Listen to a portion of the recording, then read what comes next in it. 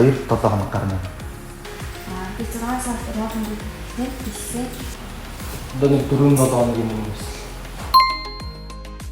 460. Хамгийн анх би 50 доллар цэнгэлсэн байгаа. Анх би дансаа $100-аас ингэсэн байна. 860 ч юм. 313 гэсэн байгаа. Одоо дансны төлөвлөлт $600. Хийсэн. $100. За би $200 гэсэн. Нэг $200 татсан байгаа гэдэг юм.